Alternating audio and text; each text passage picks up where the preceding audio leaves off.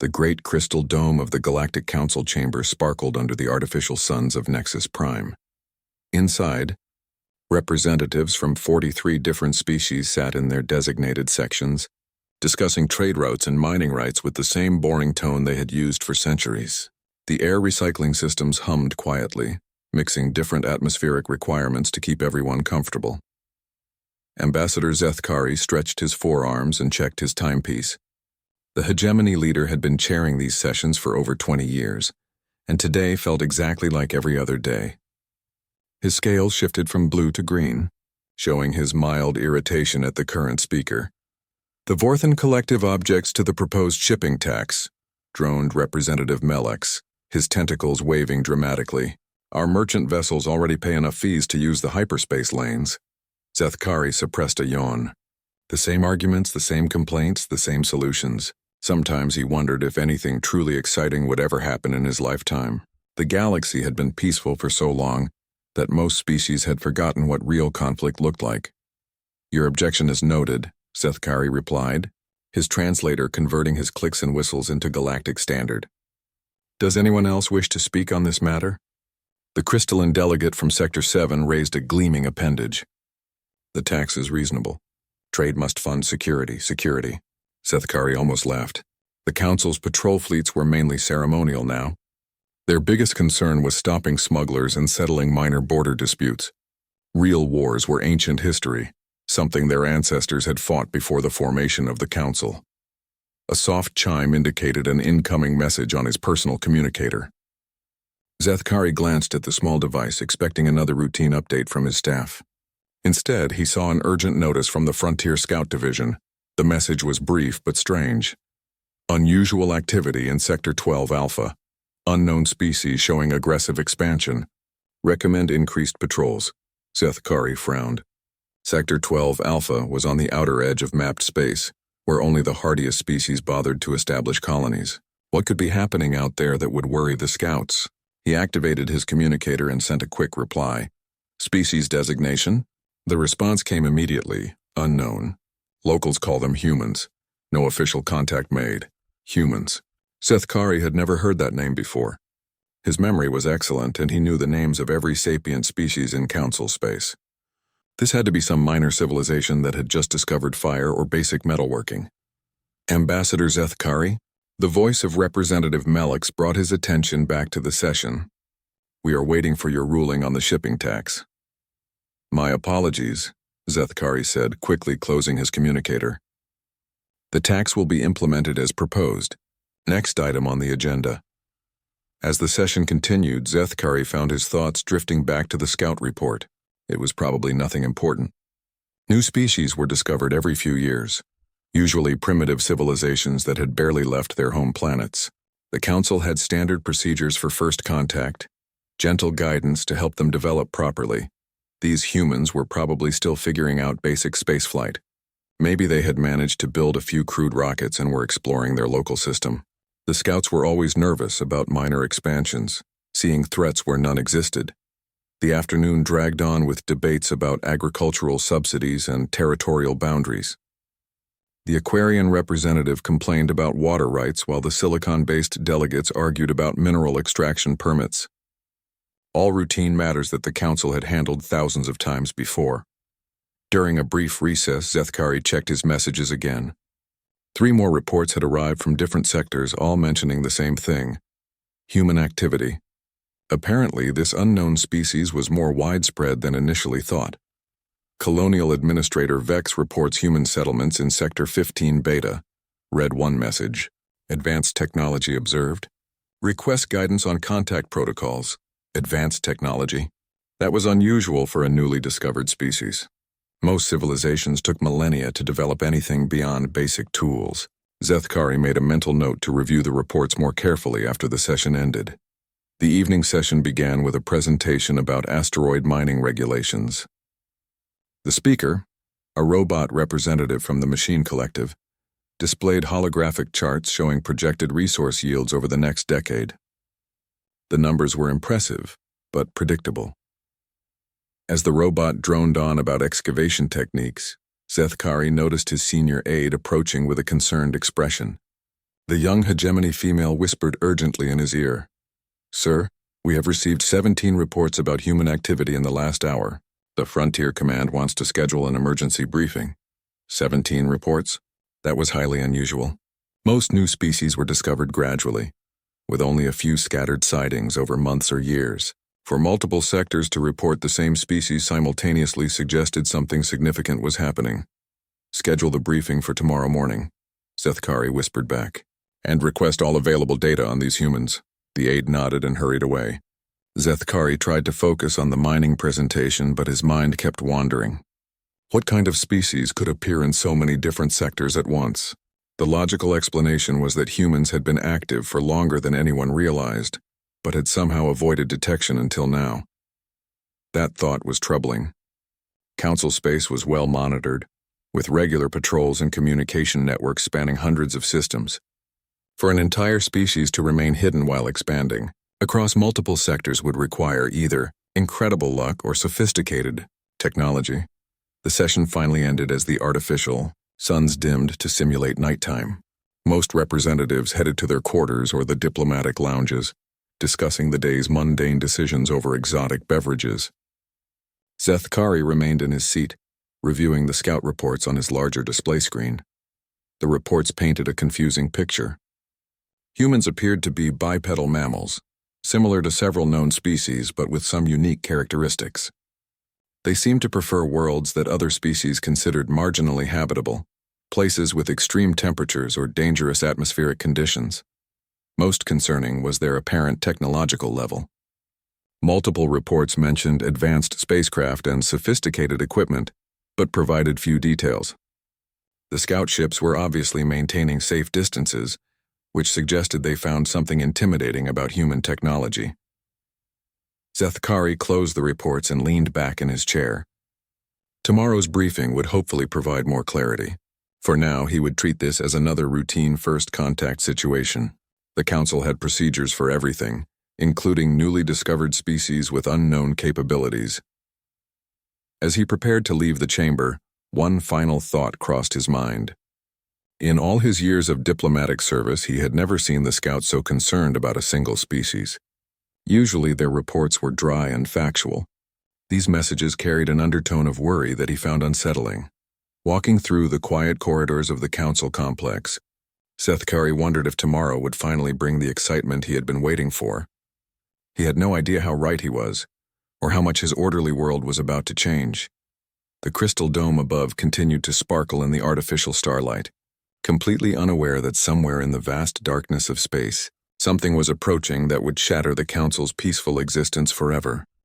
The morning briefing room buzzed with nervous energy as Zethkari reviewed the overnight reports. Frontier Command had sent their best analyst, a sharp-eyed crystalline named Zara, whose body flickered with patterns of concern. The holographic displays showed star charts marked with dozens of red indicators.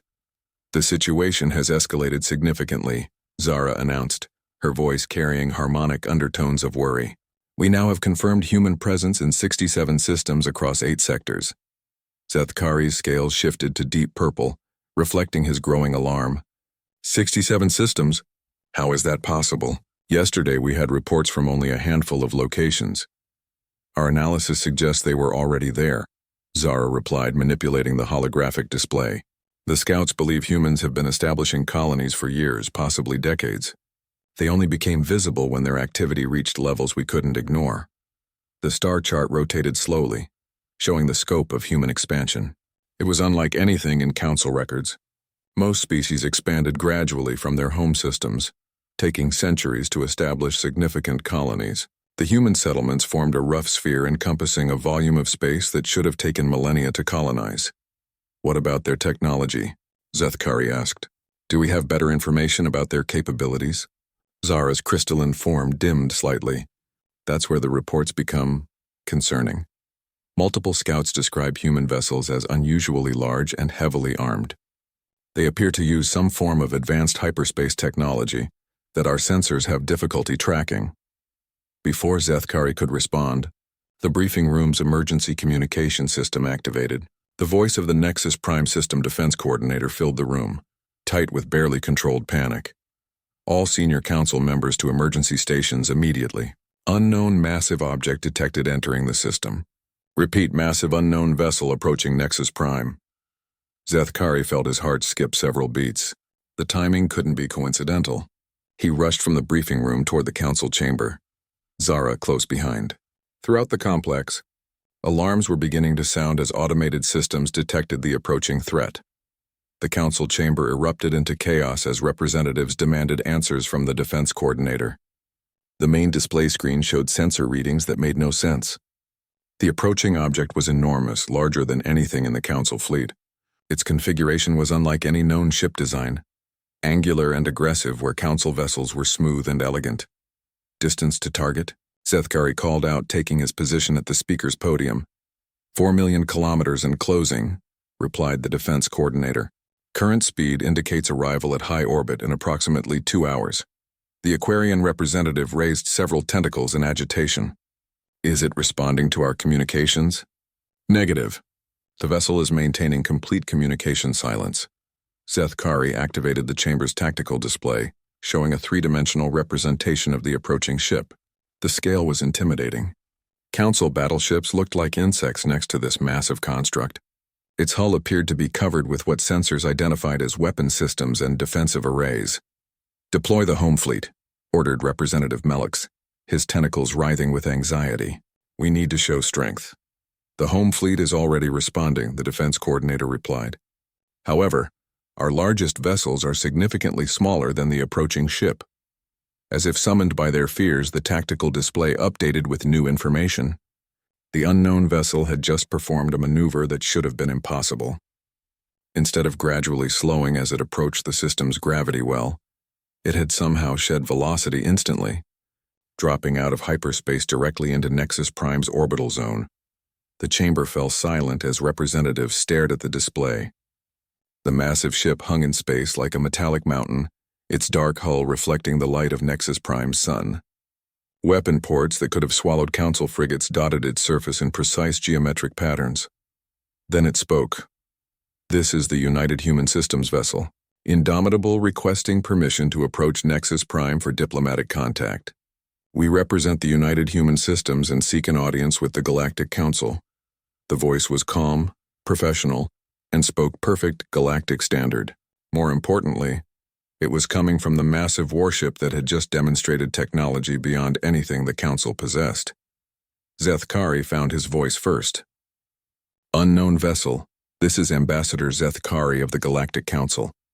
State your intentions and submit to inspection by our security forces. Ambassador Zethkari, we appreciate your prompt response. Our intentions are purely diplomatic. However, we must respectfully decline inspection. Our vessel contains sensitive technology that our government requires us to protect. The polite refusal sent new waves of concern through the chamber. The humans were refusing a direct order from the Council, something that hadn't happened in living memory. Even more troubling was their casual confidence in doing so. Defense Coordinator, Zethkari called. What is the status of our fleet? The reply came with obvious reluctance. Sir, our vessels have achieved intercept positions, but tactical analysis indicates we are significantly outgunned. The human ship appears to mount weapon systems with approximately 50 times our firepower. 50 times. The number hung in the air like a death sentence. The Council's most powerful dreadnoughts were apparently toys compared to this single human vessel. The human voice spoke again, maintaining its professional tone despite the obvious tension. Council representatives, we understand your concerns about our presence. To demonstrate our peaceful intentions, we are transmitting our diplomatic credentials and a formal request for recognition. Data began flowing into the Council's computer systems. The humans were providing detailed information about their government, territory, and population. The numbers were staggering. Over 400 billion humans spread across 67 star systems, with industrial capacity that dwarfed the entire Council combined. This has to be false, whispered the Silicon delegate. No species achieves this level of development so quickly. But the data kept coming, accompanied by verification codes and authentication protocols that the Council's most advanced computers confirmed as genuine. The humans weren't just claiming to be a major civilization. They were proving it with mathematical precision. Zethkari stared at the tactical display, watching as the massive human warship maintained perfect position in high orbit. Its very presence was a statement that the balance of power in the galaxy had shifted dramatically. The Council was no longer the dominant force in known space. A new voice joined the communication channel, this one from the approaching human diplomatic shuttle. Nexus Prime Control, this is Ambassador Sarah Chen requesting landing clearance. I am authorized to speak for the United Human Systems government. The shuttle appeared on the tactical display as it separated from the massive warship. Even the diplomatic transport was larger than most Council military vessels, sleek and purposeful in its design. It moved with the same casual confidence as its mothership, approaching Nexus Prime as if Council defenses were merely decorative. Landing clearance granted, Zethkari heard himself say, though part of his mind screamed that this was madness. They were allowing potentially hostile aliens to land on the Council's most important world, protected only by the aliens' own assurances of peaceful intent. The shuttle descended through Nexus Prime's atmosphere with mechanical precision, landing in the diplomatic quarter with barely a whisper of displaced air. Advanced technology, Zethkari noted. Their engines were far quieter and more efficient than anything the Council used. As the shuttle's boarding ramp lowered, Zethkari realized that everything was about to change. The comfortable, predictable world of Council diplomacy was ending. Whatever walked down that ramp would reshape galactic civilization forever. The massive warship continued its silent vigil in orbit above them, a constant reminder that humanity had arrived with power beyond anything the galaxy had ever seen. Ambassador Sarah Chen stepped off the shuttle ramp with the confidence of someone who owned the ground beneath her feet. She was surprisingly ordinary-looking, a bipedal mammal with dark hair and intelligent brown eyes. What made the gathered Council security forces nervous wasn't her appearance, but the way she moved. Every gesture was precise, controlled, purposeful. Behind her came 4 humans in matching black uniforms. They looked like soldiers, though they carried no visible weapons. Their eyes constantly scanned the area with professional alertness that made the Council guards shift uncomfortably. These were clearly people who knew how to fight, even if they weren't openly threatening anyone. Ambassador Chen, Zethkari said, approaching with what he hoped looked like diplomatic confidence. Welcome to Nexus Prime. I am Ambassador Zethkari, current chair of the Galactic Council. Sarah smiled, a genuinely warm expression that somehow made her even more intimidating. Ambassador Zethkari, thank you for receiving us. I apologize for the dramatic arrival, but my government felt it was important to make a strong first impression. Strong first impression. Zethkari glanced up at the sky where the massive human warship was visible, as a dark speck against the blue atmosphere. If that had been their goal, they had certainly succeeded. Your vessel is quite impressive, Zethkari said carefully. We were not expecting something of such scale. The Indomitable is actually one of our smaller diplomatic escorts, Sarah replied casually, as if discussing the weather. We thought it would be less intimidating than sending a full battle group. Less intimidating. Zethkari felt his scales shift to a pale gray, the hegemony equivalent of turning white with shock. If this monster ship was considered small and non-threatening, what did human military vessels look like? The security escort moved through Nexus Prime's diplomatic quarter with parade ground precision. Citizens of various species stopped to stare at the strange procession. Most had never seen humans before, and the sight of obviously powerful aliens walking through their capital city caused quite a stir. Inside the Council complex, representatives were gathering in the main chamber for an emergency session. Word of the human arrival had spread quickly, and everyone wanted to see these mysterious newcomers who had appeared with such overwhelming force. Sarah entered the chamber with her security detail, surveying the assembled aliens with keen interest. She showed no signs of being overwhelmed by the diversity of species or the grandeur of the crystal dome above them. If anything, she looked like a scientist studying interesting specimens. Honored representatives, Zethkari began. I present Ambassador Sarah Chen of the United Human Systems. Sarah stepped forward, her voice carrying clearly through the chamber's acoustics. Distinguished members of the Galactic Council, I bring greetings from humanity and our government. We have been aware of your organization for some time, and we believe the moment has come for formal contact. Aware of them for some time. The phrase sent ripples of concern through the assembled delegates. How long had humans been watching them? What did they know about council affairs? Representative Melix rose from his seat, tentacles writhing with agitation. Ambassador Chen, your arrival has caused considerable alarm. Your vessel appears to be a warship of unprecedented power. Are we to interpret this as a threat? Sarah's expression remained pleasant but firm. Representative Melix, I assure you that our intentions are entirely peaceful. The Indomitable is here purely as a diplomatic escort. We simply believe that negotiations proceed more smoothly when all parties understand each other's capabilities. And what exactly are your capabilities? Asked the crystalline delegate, her faceted form flickering with nervous energy. Sarah activated a small device on her wrist, projecting a holographic star chart into the center of the chamber. The display showed human territory in stunning detail, with shipping lanes, industrial centers, and military installations clearly marked. The scope was breathtaking. The United Human Systems currently encompasses 67 star systems, with a total population of approximately 430 billion, Sarah announced calmly. Our industrial capacity includes over 2,000 shipyards, 15,000 manufacturing worlds, and mining operations in 43 systems. The numbers hit the chamber like physical blows. The entire Galactic Council represented about 30 species across roughly 200 systems, but their combined population was less than half of humanity's. Their industrial capacity was a fraction of what Sarah was describing. These figures seem impossible, protested the Aquarian representative. No species developed so rapidly. You claim to have achieved in decades what takes millennia. Sarah's smile never wavered. I understand your skepticism. Human development has been unusually rapid by galactic standards. We've had certain advantages that most species lack. What kind of advantages?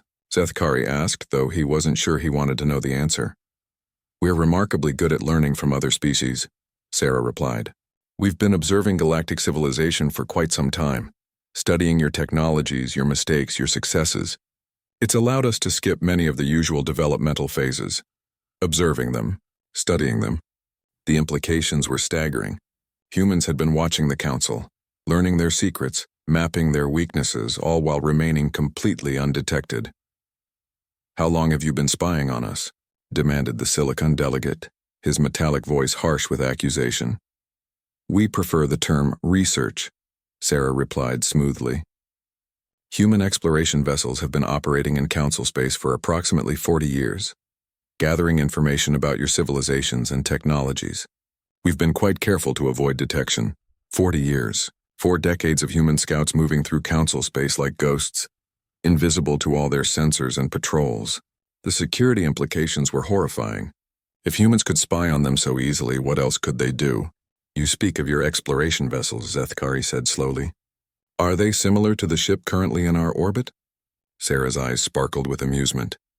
Oh no, our exploration vessels are much smaller. The Indomitable is a diplomatic escort, as I mentioned. Our exploration ships are designed for stealth and observation, not diplomacy. The distinction was chilling. Humans had stealth ships that could operate undetected in Council space, and they had warships that could outgun the entire Council fleet. The combination suggested military capabilities that were beyond anything the galaxy had ever seen. What do you want from us? Asked Representative Melix, his voice barely above a whisper. Trade, cooperation, mutual understanding, Sarah replied. Humanity has no desire for conquest or domination. We've built our civilization through innovation and hard work, not through subjugating other species. We simply want to take our place in the galactic community. Your place? The crystalline delegate's form was now pulsing rapidly with agitation. You speak as if you expect special treatment. Sarah's expression became more serious. We expect to be treated as equals, nothing more or less. We understand that our rapid development and current capabilities might be concerning, but we come here in good faith. We want to establish formal diplomatic relations with the Council. And if we refuse? The question came from a small reptilian delegate in the back of the chamber. The temperature in the room seemed to drop several degrees. Sarah's security details subtly shifted their positions, a movement so slight that most delegates probably didn't notice. But Zethkari saw it and he understood the message. We hope it doesn't come to that, Sarah said quietly. Humanity values peace and cooperation. We believe there's room in this galaxy for all of us to prosper. But we will not be ignored or dismissed. We've come too far and worked too hard to accept anything less than full recognition. The chamber fell silent as representatives digested her words. The unspoken threat was clear enough. Humanity wanted diplomatic recognition, but they had the power to take it if it wasn't freely given. Zethkari looked up at the crystal dome, knowing that somewhere above them, the massive human warship waited with patient menace. This wasn't first contact as the Council had ever experienced it. This was a meeting between established powers, and humanity clearly considered themselves the stronger party. The comfortable old order was crumbling around them, and there was nothing they could do to stop it. The humans had already won without firing a shot, simply by demonstrating that they were no longer the primitive species the Scouts had dismissed just days ago. Now the Council had to decide whether to accept this new reality gracefully, or learn just how powerful their unexpected visitors really were. The emergency session had been running for 6 hours and tempers were beginning to fray. Representatives huddled in small groups, whispering urgently in their native languages while Sarah Chen sat calmly at the witness table, occasionally sipping water from a glass that had been tested 3 times by nervous security staff. The claims are simply too extraordinary to accept without proof, declared Representative Corval of the Hegemony Military Committee. His scales had shifted to aggressive red patterns as he spoke. One ship, no matter how large, does not constitute evidence of the civilization you describe. Murmurs of agreement rippled through the chamber. Several delegates had been making similar arguments all afternoon. The scope of human expansion seemed impossible to believe, especially given their complete absence from council records until now. Sarah set down her water glass and smiled. Representative Corval, I understand your skepticism. Perhaps a demonstration would be helpful? She activated her wrist communicator, speaking in clear English that the chamber's translation systems quickly converted. Indomitable, this is Ambassador Chen.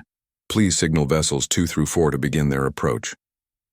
Zethkari felt his heart skip again. Vessels 2 through 4? There were more human ships coming? The chamber's tactical display activated automatically as the orbital sensor network detected new signatures.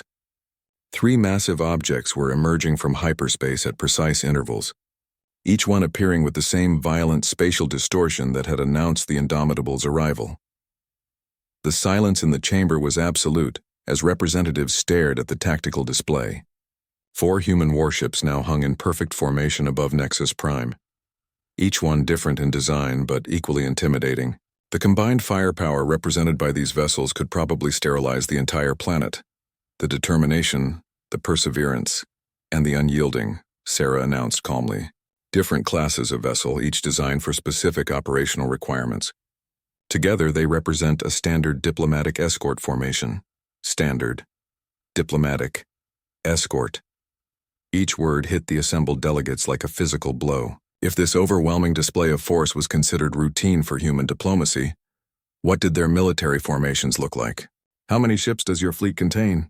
Asked the crystalline delegate, her voice barely above a whisper.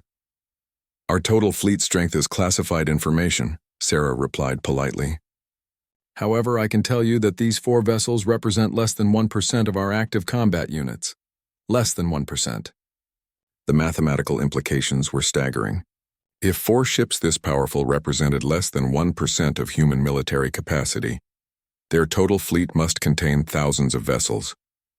The Council's entire combined fleet would be hopelessly outnumbered. Representative Melks rose unsteadily, his tentacles trembling with fear or rage.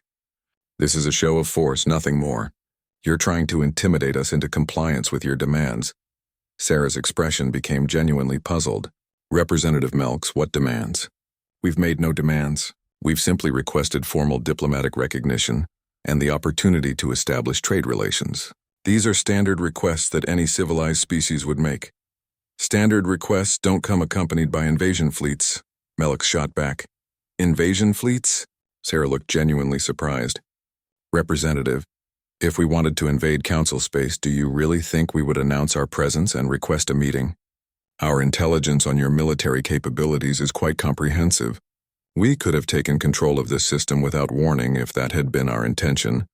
The casual mention of comprehensive intelligence sent new waves of alarm through the chamber.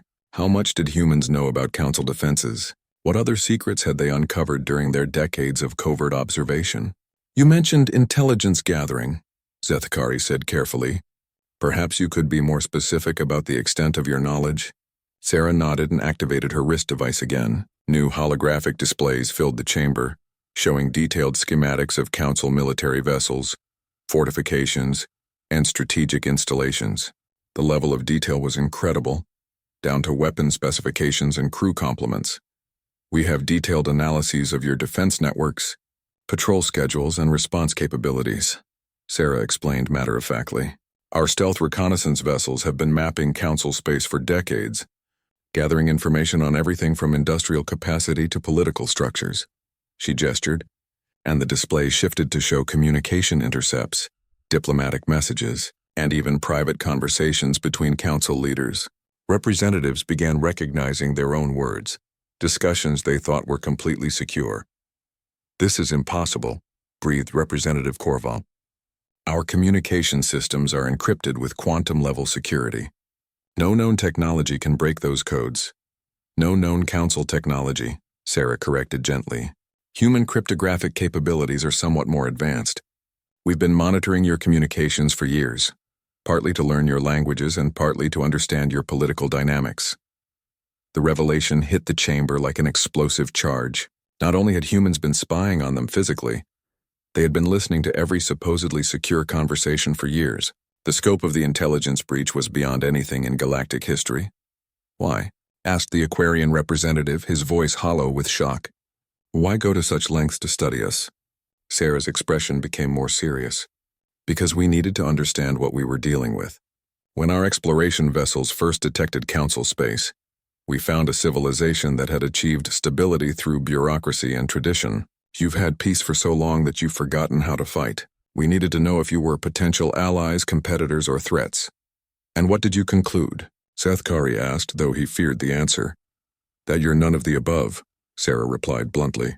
"The Galactic Council is a remarkable achievement in diplomatic cooperation, but it's also stagnant.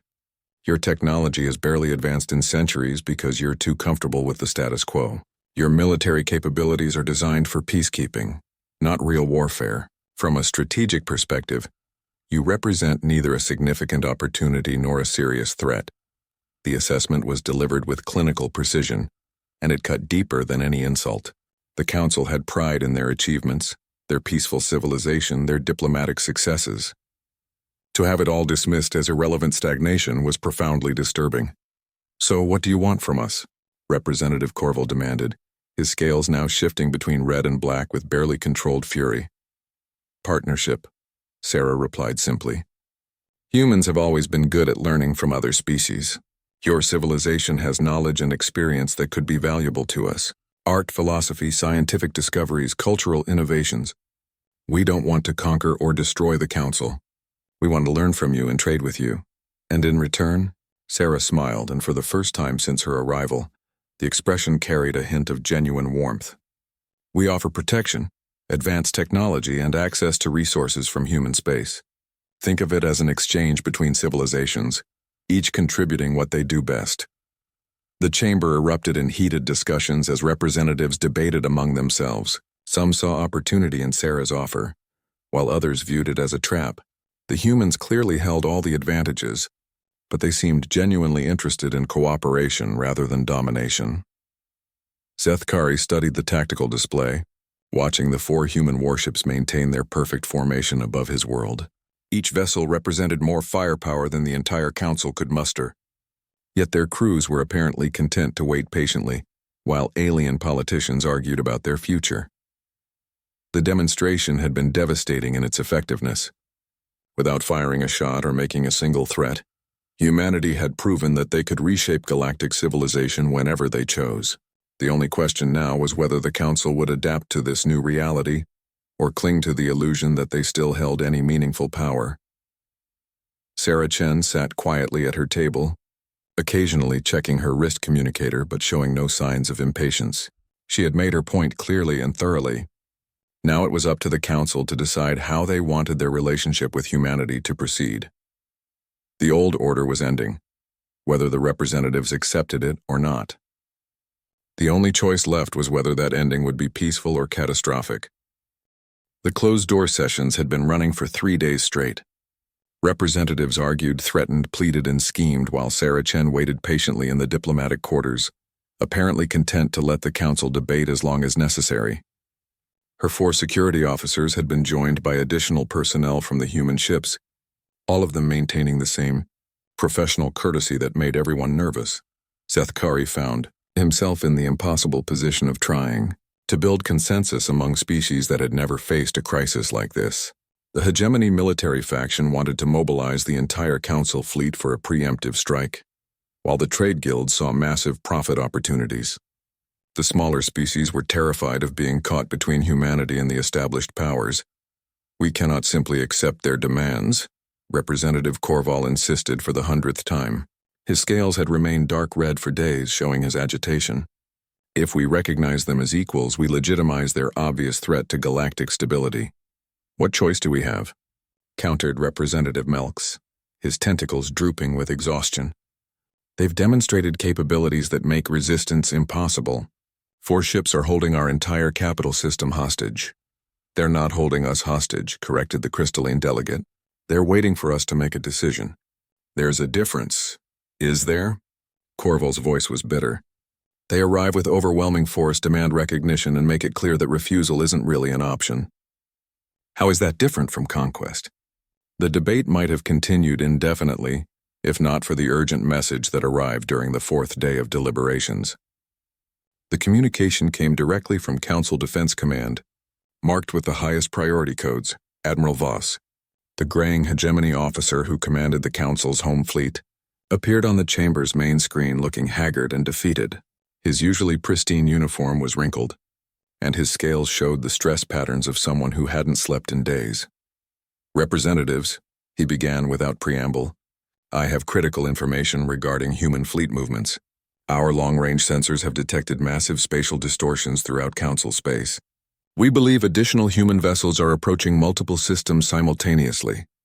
The chamber fell silent. Everyone had feared this moment, when humanity's true intentions would be revealed through overwhelming force. "How many ships are we talking about?" Sethkari asked quietly. Admiral Voss checked his datapad with shaking hands. "Conservative estimates suggest at least 3,000 vessels, possibly more. They're emerging from hyperspace in over 40 systems, maintaining positions just outside our territorial boundaries. 3,000 ships. The number was beyond comprehension.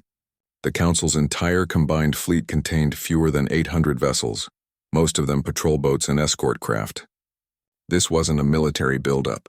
It was a demonstration of absolute superiority. "Are they taking any hostile actions?" asked Representative Melks. "Negative.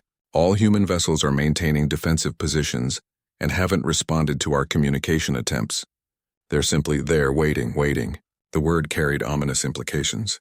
Humanity had just positioned a fleet capable of conquering the galaxy, but they were holding back. The message was unmistakable. The Council could continue their debates, but the ultimate outcome was no longer in question.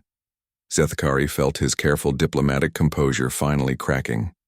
"Admiral, what is your professional assessment of our situation?" The military officer's shoulders sagged. "Complete strategic defeat without a shot being fired. If they wanted to occupy Council space, we couldn't stop them. Our only options are surrender or annihilation." The brutal honesty hung in the air like poison gas.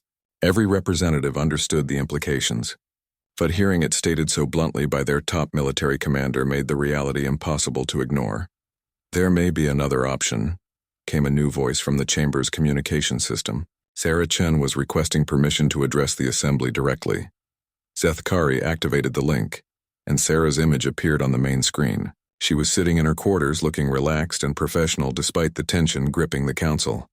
"Ambassador Chen," Sethkari said formally, "I assume you're aware of the current fleet movements."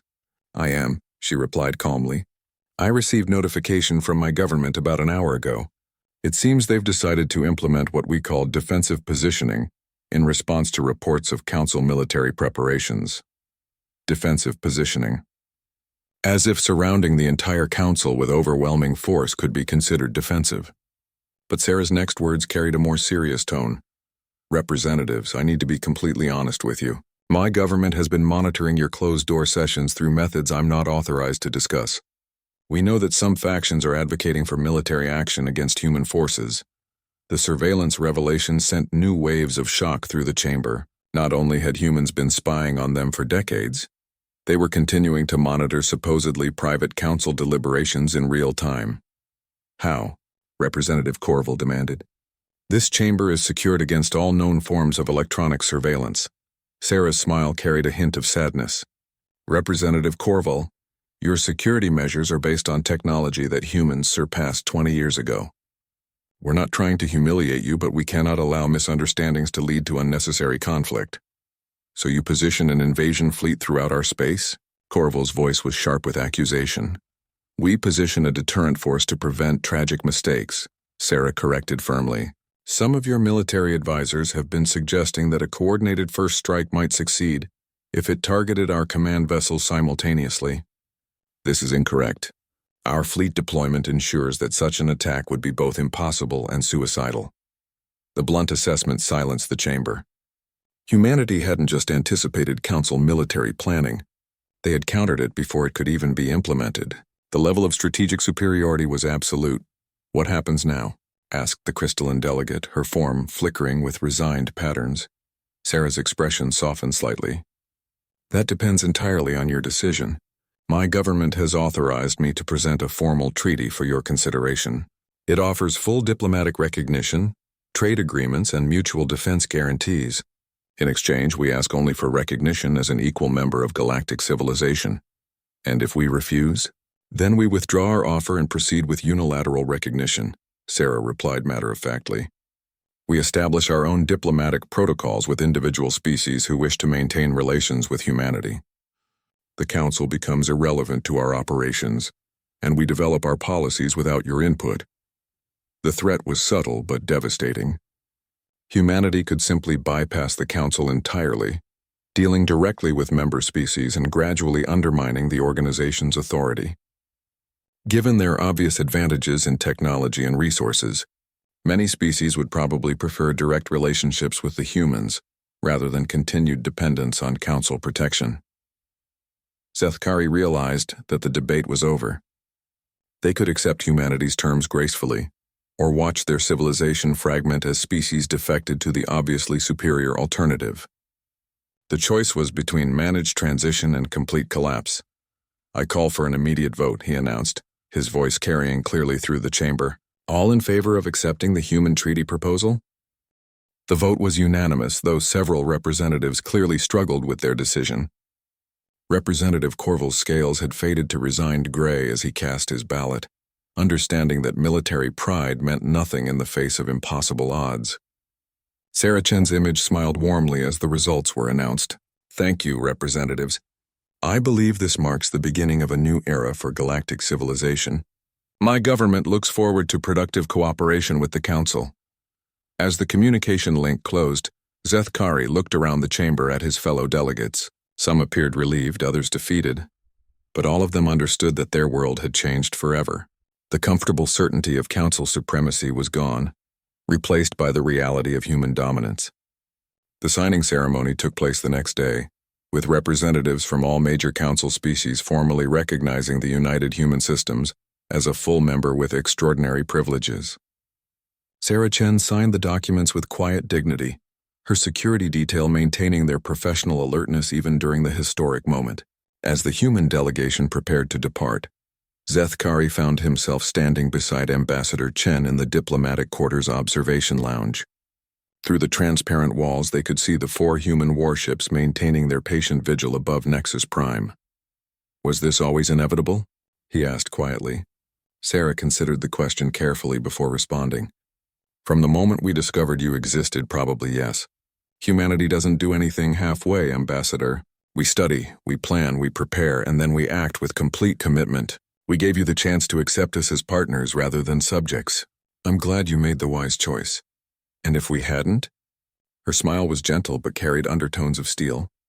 Then you would have learned the same lesson, just much more unpleasantly. The human ships departed the next morning, disappearing into hyperspace as suddenly as they had arrived. But long-range sensors continued to detect their vessels throughout Council space, a constant reminder that the balance of power had shifted permanently. The galaxy would never be the same, but perhaps that wasn't entirely a bad thing. Stagnation was ending, replaced by the dynamic energy of a species that had conquered distance, time, and fear itself.